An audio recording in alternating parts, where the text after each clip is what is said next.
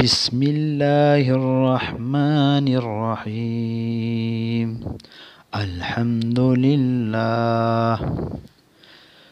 محترم ناظرین، السلام علیکم ورحمۃ اللہ۔ آج میرا موضوع ہے محمد صلی اللہ علیہ وسلم کی سیرت اور زندگی۔ حضور صلی اللہ علیہ وسلم کے دادا کے احوال آپ کو پچھلی ویڈیو میں بیان کر چکے۔ حضور صلی اللہ علیہ وسلم کے دادا کے بہت اچھے عادتیں تھیں۔ ان اچھے عادتوں میں سے 6 عادتیں یہ تھیں، یہ بہترین عادتیں کہ جو شریعت محمدی کے بالکل عین مطابق۔ ایک عادت یہ تھی کہ اللہ پاک کے ساتھ نظر اور منت مانگنا، اس کو پورا کرنا ضروری سمجھتے تھے۔ دوسری بات یہ کہ جتنے محرمات ہیں جیسے بہن، بھائی، خالہ اور پھپھو، ان کے ساتھ نکاح کو حرام سمجھتے تھے۔ تیسری عادت کہ چوری کرنے والے کا ہاتھ کاٹا جائے۔ چوتھی عادت یہ کہ کافر پہلے اپنے بچیوں کو زندہ درگور کرتے، زندہ دفن کرتے ہیں، لیکن ان کے دادا ان کو حرام اور ناجائز سمجھتے تھے کہ بچوں کو زندہ درگور کرنا، اور شراب کو حرام سمجھتے تھے۔ کافروں کی عادت تھی کہ وہ بیت اللہ کا ننگے ہو کر طواف کرتے تھے، لیکن یہ عادت عبد المطلب کو ناپسند تھی۔ تو یہ وہ عادتیں ہیں کہ بعد میں حضور صلی اللہ علیہ وسلم کے بعثت کے بعد بھی اللہ کی نبی صلی اللہ علیہ وسلم نے ان عادتوں کو جو عبد المطلب کی عادتیں تھیں ان کو اسلام میں جاری فرمایا۔ حضور صلی اللہ علیہ وسلم کے والدہ جب وہ حضور صلی اللہ علیہ وسلم امید سے تھے تو رات کو خواب دیکھا کہ خواب میں فرشتوں سے ملاقات ہوئی، اور فرشتوں نے ان کو کہا کہ آپ کا یہ بیٹا جو پیدا ہونے والا ہے ان کا نام احمد ہوگا۔ تو ان کے والدہ نے بھی ان کا احمد نام رکھا، اور یہ ارادہ کیا کہ ان کا نام احمد ہی ہوگا۔ دوسرا، انہوں نے خواب دیکھا کہ ملک شام کے محلات ایک نور کے ایسے تجلیات پڑی کہ ملک شام کے محلات ان کو نظر آ گئے۔ مطلب اور وجہ یہ ہے کہ محمد صلی اللہ علیہ وسلم کے ذریعے سے اسلام وہاں پر غالب فرمائیں گے۔ تو ان کے والدہ نے خواب دیکھا کہ فرشتے نے کہا کہ محمد صلی اللہ علیہ وسلم پیدا ہوں گے تو بڑے عالی شان والے ہوں گے اور پوری دنیا پہ چھا جائیں گے، اور سارے لوگ ان کی طرف ماننے والے اور کھنچے ہوئے آئیں گے۔ تو یہ کئی خواب تھے کہ جو ان کے والدہ نے دیکھیں۔ اب جب آپ صلی اللہ علیہ وسلم پیدا ہوئے، اب آپ کے پیدائش کے وقت تو آپ کے دائیاں فاطمہ بنت عبداللہ نے کہا کہ میں نے دیکھا کہ محمد صلی اللہ علیہ وسلم کے ساتھ نہ تو علائش تھی نہ کوئی گندگی، کوئی گندگی نہیں تھی، آپ صاف ستھرے پیدا ہوئے۔ اور دوسری بات یہ کہ محمد صلی اللہ علیہ وسلم اللہ پاک نے مختون پیدا کیا۔ محمد صلی اللہ علیہ وسلم جب پیدا ہوئے تو وہ تاریخ کون سی تھی؟ تو ایک روایت میں ہے کہ وہ 8 تاریخ تھی، اور ایک دوسری روایت میں کہ وہ 10 تاریخ تھی، اور ایک روایت میں ہے کہ 12 تاریخ ہے۔ تو یہ 3 روایتیں ملتی ہیں، مختلف روایتیں ملتی ہیں۔ مشہور یہ 12 ربیع اول ہے۔ محمد صلی اللہ علیہ وسلم صبح صادق کے وقت پیدا ہوئے، یعنی صبح آذانوں کے قریب اس دنیا میں تشریف لائے۔ تو دائیہ فرماتی ہے فاطمہ بنت عبداللہ کہ میں نے دیکھا کہ پورا گھر نور سے بھر گیا، اور آسمانوں پر میں نے ستاروں کو دیکھا کہ وہ جھکے ہوئے آ رہے ہیں، اور میں ڈر گئی کہ قریب ہیں کہ یہ ستارے مجھ پر گر جائیں۔ محمد صلی اللہ علیہ وسلم کے پیدائش کے وقت یہ ستاروں کا جگمگانا اور جھک جانا، اس کا مطلب ہے کہ کفر کی ظلمت ختم ہوگی اور اسلام کے نور پھیلے گا۔ تو یہ اسلام کی روشنی ہے کہ اللہ پاک نے محمد صلی اللہ علیہ وسلم کو پیدا کیا تو کفر کی ظلمتیں ختم ہو جائے گی۔ دوسری بات یہ کہ محمد صلی اللہ علیہ وسلم کے پیدائش کے وقت کسریٰ کے دربار میں جو بڑے بادشاہ تھے، ان کے محل میں جو 12 گرج تھے، 12 پلر تھے، وہ زلزلے کے وجہ سے، وہ ہلنے کی وجہ سے وہ گر گئے۔ وہ 14 تھے، وہ 14 برج ٹوٹ کے گر گئے۔ تو وہ کسریٰ بہت پریشان تھے۔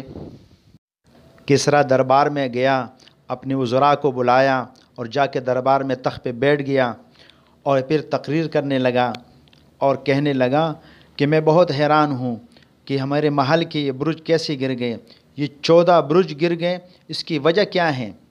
اب یہ اپنے وزراء سے مشورہ کر ہی رہا تھا، بات چیت کر ہی رہا تھا کہ اتنے میں ایک خادم آیا اور اس نے کہا کہ غضب ہو گیا۔ بھئی کیا ہوا؟ وہ کہنے لگے کہ جو بہت عرصے سے ہمارے آتش کدے میں آگ جل رہی ہے، جو 1000 سال سے مسلسل جل رہی ہے اور کبھی بجھی نہیں ہے، وہ آگ 1000 سال سے اور آج بجھ گئی ہے۔ یہ بتا دیا یہ مجوسیوں کی عبادت گاہ ہے جس میں وہ آگ کی پوجا کیا کرتے تھے۔ وہ 1000 سال سے وہ آگ جل رہی تھی لیکن آج بجھ گئی ہیں۔ بادشاہ کو جب پتہ چلا تو بادشاہ پریشان ہو گیا، گھبرا گیا۔ یہ 2 واقعات اس کی پریشانی کا ذریعہ بنے۔ انہوں نے اعلان کیا کہ بھئی اس کا کوئی مطلب بتا سکتا ہے، کسی کے ذہن میں کوئی ہو کہ یہ نقصان کیوں ہو رہا ہے؟ تو ان کا ایک وزیر موبزان نام کا، وہ کہنے لگا کہ بادشاہ سلامت، میں آپ کو ایک درخواست کرتا ہوں کہ کل رات کو میں نے خواب دیکھا ہے اور اس خواب میں میں نے دیکھا کہ ایک اونٹ ہے، بہت طاقتور، بہت مضبوط، بہت قوی ہیں، اور اس کے پیچھے گھوڑے ہیں۔ اب وہ پیچھے گھوڑے ہیں، وہ اونٹ ان گھوڑوں کو کھینچ رہا ہے، اونٹ گھوڑوں کو کھینچ رہا ہے، اونٹ آگے ہیں، گھوڑے پیچھے ہیں۔ میں دیکھ کر بہت حیران ہوا ہوں۔ یہ خواب بتا دیا بادشاہ کو، بادشاہ بھی حیران ہو گیا اور بادشاہ نے کہا کہ اس خواب کی تعبیر کوئی بتا سکتا ہے؟ سارے وزراء میں سے کسی کو خواب کی تعبیر کا نہیں پتہ، سب نے کہا ہمیں معلوم نہیں ہے۔ تو بادشاہ نے کہا کسی بڑے عالم کو بلا لو۔ اب بڑے عالم کو بلانے کے لیے آدمی کو بھیجا، بھائی جا کر ہمارے ایک وزیر ہے نعمان بن منذر، ان کو بتاؤ کہ بھائی کوئی عالم ہے تو بھیج دے۔ وہ عبد المسیح کو بھیج دیا انہوں نے۔ عبد المسیح نے کہا بھائی بادشاہ سلامت، آپ مجھے بتائے کیا کہنا ہے؟ یہ 3 باتیں ان کو بتائی، برجوں کا گر جانا اور آگ کا بجھ جانا۔ آگ 1000 سال سے جو آگ جل رہی تھی آج وہ بجھ گئی ہیں، اور تیسری بات یہ کہ خواب میں اونٹ کا گھوڑوں کو کھینچ لینا۔ تو اس نے کہا عبد المسیح غسانی نے کہ اس بارے میں تو مجھے کوئی علم نہیں ہے، ہاں میرا ایک ماموں ہے جس کا نام ستی ہے، تو وہ یمن کے قریب رہتا ہے، میں جا کر ان سے اس بارے میں پوچھتا ہوں پھر آپ کو بتا دوں گا۔ بادشاہ نے کہا جلدی جاؤ اور اس سے پوچھ کر آ جاؤ۔ تو عبد المسیح غسانی وہ اپنے ماموں کے پاس یمن کی طرف چلا، اور جب یمن کے قریب وہاں پر اپنے ماموں کے پاس جا کر دیکھا تو ان کے ماموں سطیح نزے کی حالت میں تھا اور مرنے کے قریب تھا، وہ لیٹا ہوا تھا۔ اس حال میں انہوں نے ان کو سلام کیا، سلام کا جواب دیا۔ تو عبد المسیح غسانی نے وہ اپنا مدعا بیان کرنے لگا تو انہوں نے پہلے بتا دیا ہاں مجھے معلوم ہے، برجوں کا گر جانا اور آگ کا بجھ جانا، اور وہ خواب اونٹ کا گھوڑے کو کھینچ لینا، یہ پوچھنا چاہ رہے ہو؟ انہوں نے کہا ہاں بھئی آپ کو کیسے معلوم؟ تو انہوں نے کہا کہ دیکھو یہ آپ کی کسریٰ کی بادشاہت یہ ختم ہونے والی ہیں، اور مجوسیت کا مذہب یہ عنقریب یہ مذاہب سارے ختم ہو جائیں گے اور اسلام کا غلبہ ہوگا، اس لیے کہ ایک رسول آ گیا ہے صلی اللہ علیہ وسلم، اور پوری دنیا پر اس کی حکومت ہوگی، پوری دنیا میں اس کا دین غالب ہوگا۔ یہ بتا دیا، کہا جا کے بادشاہ کو بتا دو کہ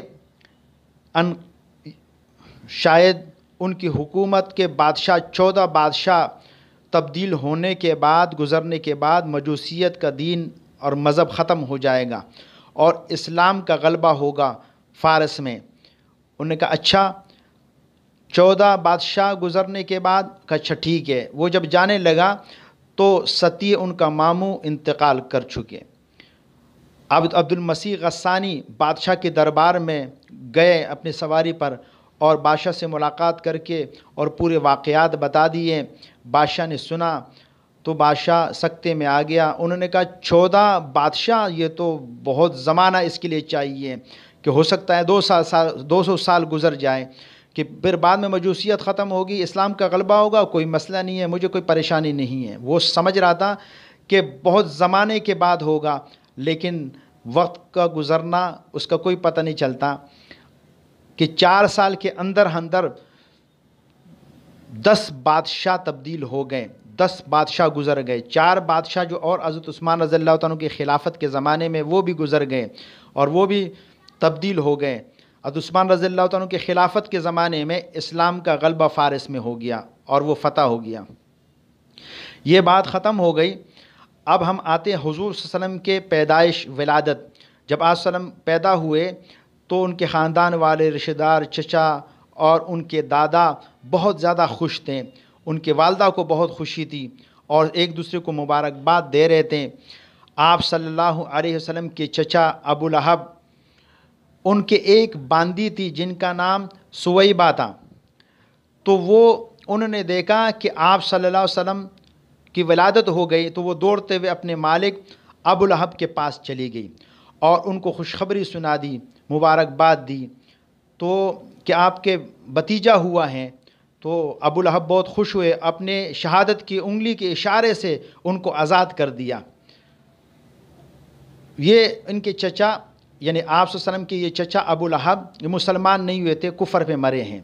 آپ صلی اللہ علیہ وسلم کے بعثت کے بعد جب دعوت کا کام شروع کیا تو ابو لہب نے، ان کے چچا ابو لہب نے سب سے زیادہ آپ صلی اللہ علیہ وسلم کی مخالفت کر دی اور دشمنی اور ظلم کی آپ صلی اللہ علیہ وسلم پر، اور کفری پہ مرے ہیں اور عذاب کا مستحق بنے۔ آپ صلی اللہ علیہ وسلم کے دوسرے چچا حضرت عباس رضی اللہ تعالیٰ عنہ فرماتے ہیں کہ میں نے خواب میں ابو لہب کو دیکھا کہ ان کو عذاب ہو رہا ہے۔ میں نے ان سے پوچھا کہ کیا حال ہے آپ کا؟ تو ان نے کہا بہت برا حال ہے، بہت تکلیف میں ہوں۔ ہاں ایک بات کا فائدہ مجھے ملا ہے کہ جب آپ صلی اللہ علیہ وسلم کی ولادت ہوئی اور سویبہ کو ان نے مبارکباد دی، میں نے انگلی کے اشارے سے ان کو آزاد کر دیا تو مجھے ایک قطرہ پانی ملتا ہے، اتنی راحت ہے، باقی تکلیف میں ہوں۔ بس یہ تھوڑی سی راحت ہے کہ انگلی کے اشارے سے آزاد کیا تھا تو مجھے انگلی کے ایک قطرے کی مقدار میں پانی ملتا، اتنی راحت مجھے ہے۔ یہ بات ختم ہو گئی۔ آپ صلی اللہ علیہ وسلم کی ولادت کے بعد 4 دن تک آپ کے والدہ ماجدہ نے آپ کو دودھ پلایا اور اس کے بعد ابو لہب کے آزاد کردہ باندی سویبہ انہوں نے آپ کو دودھ پلایا جن کو ابو لہب نے آزاد کیا تھا۔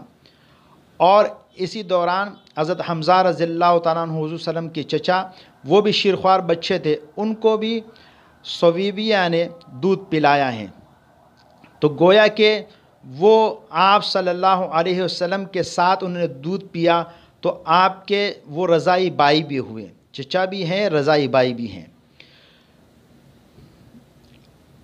آپ کے ولادت مبارکہ کے بعد 1 ہفتے کے بعد آپ کے دادا عبد المطلب نے دعوت کا انتظام کیا اور سارے رشتہ داروں کو، قریش کو بلایا اور گویا کہ عقیقہ کیا۔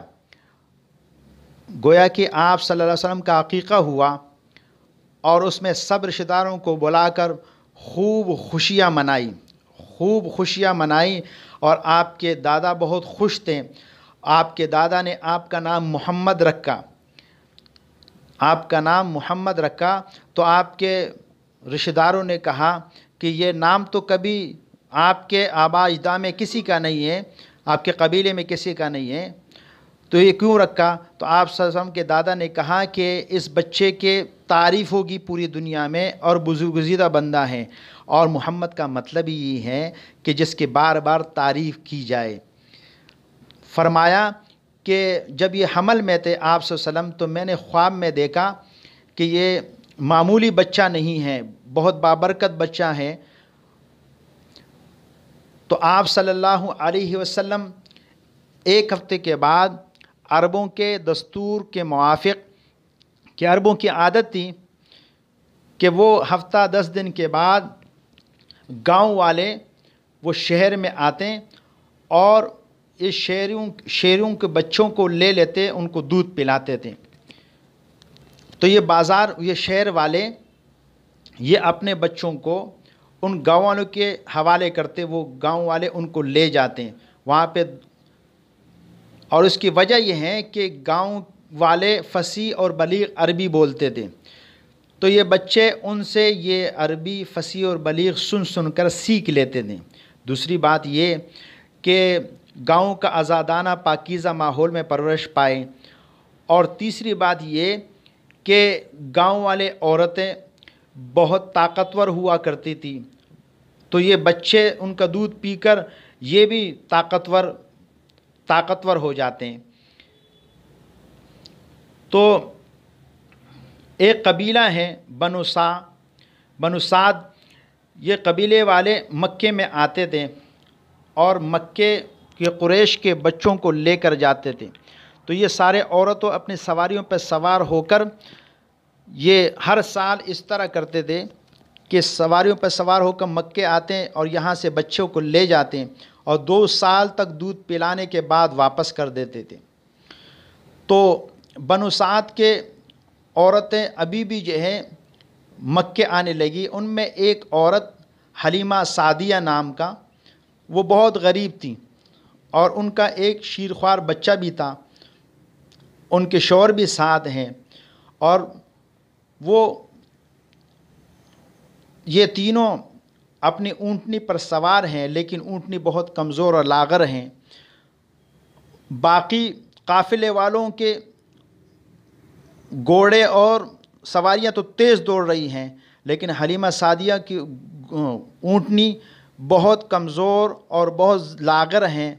تو وہ قافلے والے تو آگے نکل گئے، لیکن حلیمہ سعدیہ یہ ان کے اونٹ کمزوری کی وجہ سے اونٹنی بہت پیچھے رہ گئی ہیں. تو دوسرے قافلے والے مکے پہنچ گئے اور جو بھی محمد صلی اللہ علیہ وسلم کو دیکھتا کہ یہ یتیم لڑکا ہیں تو ان سے اعراض کرتے کہ معاوضہ کم ملے گا، والد نہیں ہے. جن کا والد ہوتے ہیں تو معاوضے کے زیادہ لالچ میں وہ ان بچوں کو لے رہے تھے. تو اب ہر عورت آتی اور اسی طرح آپ صلی اللہ علیہ وسلم کی یتیم ہونے کی وجہ سے آپ کو نظر انداز کرتی. اسی طرح ہوتا رہا اور آپ صلی اللہ علیہ وسلم کو ہر کوئی نظر انداز کر رہا تھا. سارے بچوں کو سارے عورتوں نے لے لیے. اب حلیمہ سعدیہ جس کی اونٹنی کمزور، اب جب وہ پہنچی ہیں تو سارے بچوں کو لیا جا چکا ہے. اب محمد صلی اللہ علیہ وسلم صرف باقی ہیں. اب وہ پریشان ہو کر ڈھونڈنے لگی لیکن کوئی بچہ نہ ملا. تو اب واپس ہوئے خالی ہاتھ، تو یہ خالی ہاتھ ان کو گوارا نہ ہوا اور انہوں نے دل میں ارادہ کیا کہ بچے کو لے لیتے ہیں.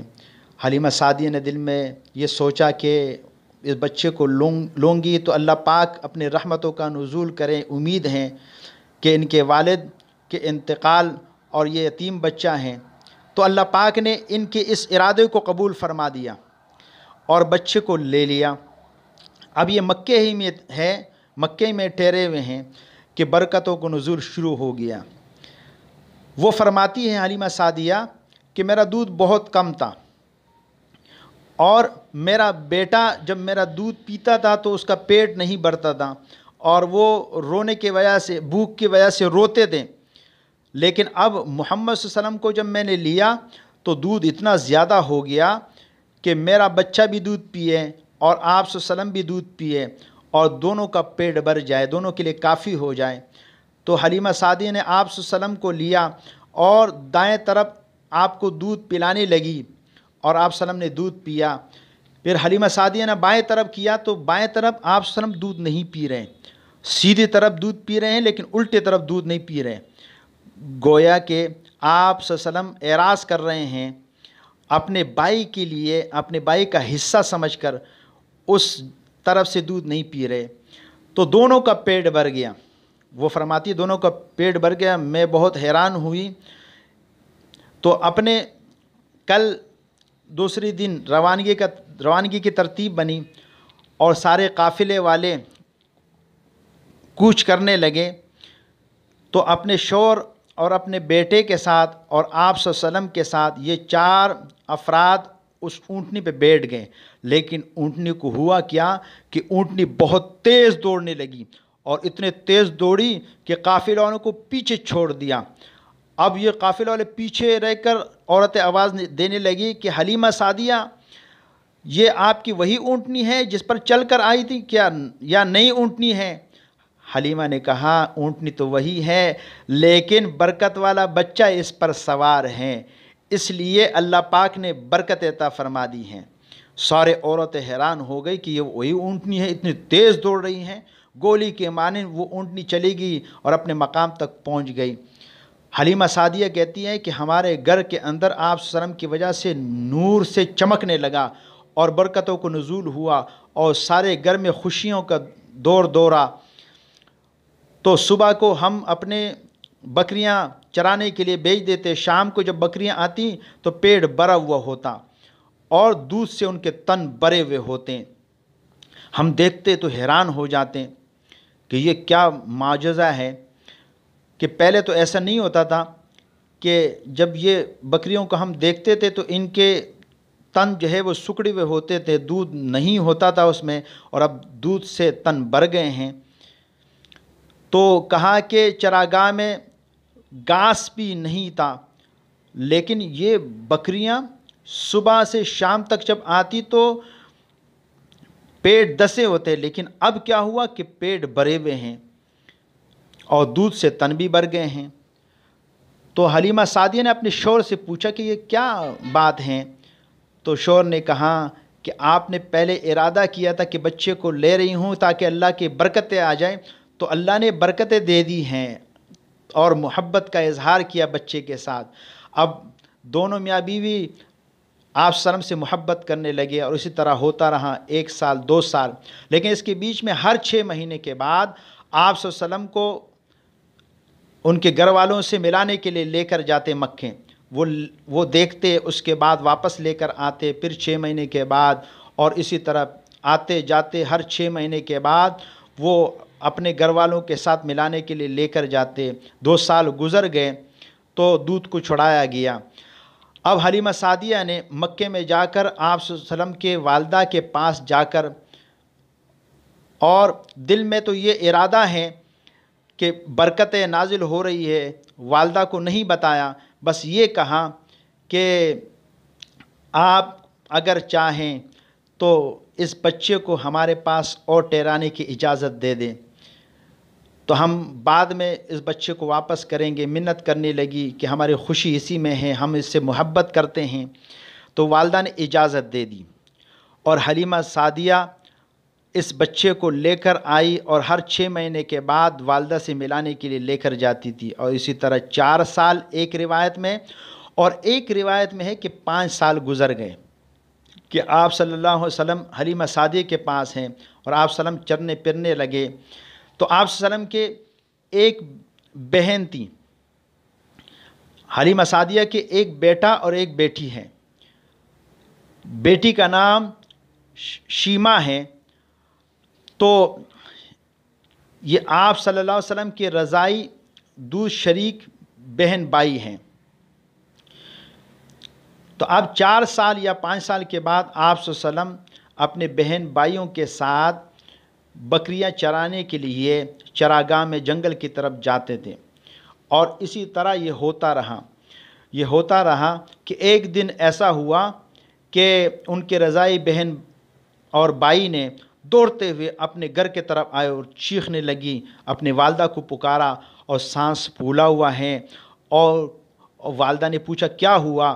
تو انہوں نے کہا ہمارے عربی بائی کو 2 آدمی آئے، ان کو پکڑ لیا ہے، اور ان کو پکڑ کے ہم نے دیکھا کہ اس 2 آدمیوں نے ان کو پکڑ لے زمین پر لٹھا دیا اور سینہ چاک کیا، اور پھر کیا ہوا، اس سے دل نکالا اور دل کو بھی چاک کیا۔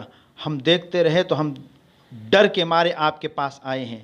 حلیمہ سعدیہ بہت پریشان ہو گئی، اپنے شوہر کو بلایا، شوہر بھی پریشان ہو کر جب وہاں پر پہنچے ہیں تو حلیمہ سعدیہ نے دیکھا کہ آپ صلی اللہ علیہ وسلم کھڑے ہیں اور سانس پھولا ہوا اور چہرہ پیلا ہوا ہے اور سانس پھولا ہوا ہے، تو پوچھا کیا ہوا؟ تو آپ صلی اللہ علیہ وسلم کو حلیمہ سعدیہ نے سینے سے لگا لیا، چوم لیا، ان کے شوہر نے بھی چوم لیا۔ تو آپ صلی اللہ علیہ وسلم نے فرمایا کہ 2 آدمی آئے تھے سفید کپڑوں میں بہت لمبے، اور انہوں نے کیا کیا کہ مجھے پکڑ لیا، زمین پر لٹا دیا اور میرا سینہ چاک کیا اور میرا سینے سے دل کو نکال دیا اور دل کو باہر نکالا۔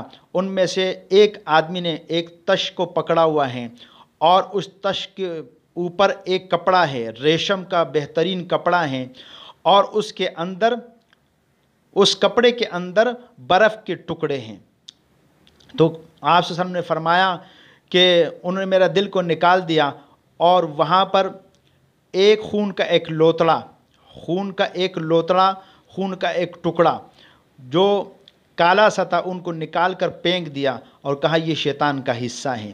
اور پھر اس نے کیا کیا کہ برف کے ٹکڑے کو لے کر اور میرے دل کو اس سے دھو لیا اور صاف کیا، اور پھر دل کے سینے کے اندر رکھ لیا اور سلائی کر دی، اس کو سی لیا اور پھر چلے گئے۔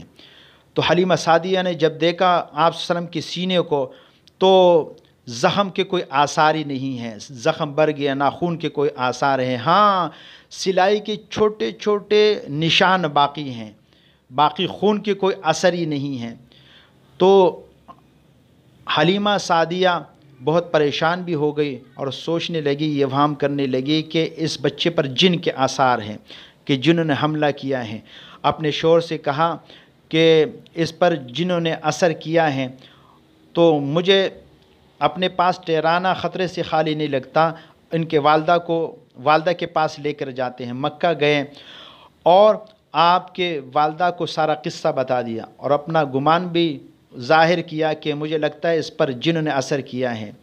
تو آپ کے والدہ حضرت آمنہ نے کہا نہیں، یہ نہیں ہو سکتا، اس لیے کہ جب یہ حمل میں تھے تو اس وقت فرشتوں کے ذریعے سے مجھے بہت بشارتیں ملی ہیں، تو اس بچے پر جن کا اثر نہیں ہو سکتا، یہ آپ کو غلط فہمی ہو گئی ہیں۔ بہرحال اگر آپ کو پریشانی ہے تو میں اپنے بچے کو آپ سے واپس لے لیتی ہوں۔ تو یہ قصہ ماشاءاللہ آپ لوگوں نے دیکھ بھی لیا، سن بھی لیا، یہ پیش ہو گیا۔ تو ہم نے ایک ترتیب بنائی ہے کہ ہم آپ کو مختلف قسط وار ویڈیو پیش کر رہے ہیں۔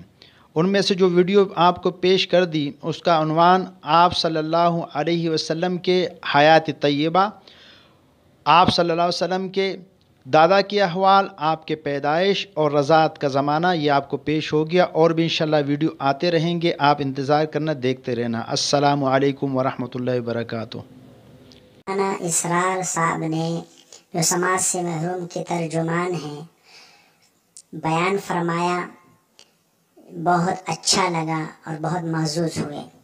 محمد صلی اللہ علیہ وسلم، محمد صلی اللہ علیہ وسلم کے دادا کے احوال بیان ہوئے، بہت اچھا لگا، بہت محظوظ ہوئے۔